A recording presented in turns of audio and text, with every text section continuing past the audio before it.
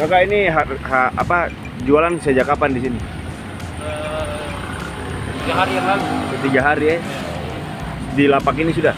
Iya. Sewa kah bagaimana? Sewa. Sering sewa ya, berarti dari masjid saja ya. Iya, izin dari masjid. Izin dari masjid berarti. So 3 hari ini 1 hari biasa dapat berapa, Abang? Ya, biasa 400, 400 sampai 500 ribu ya.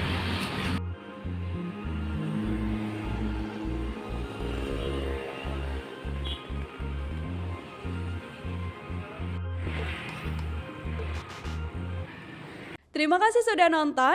Jangan lupa like, subscribe, dan share ya.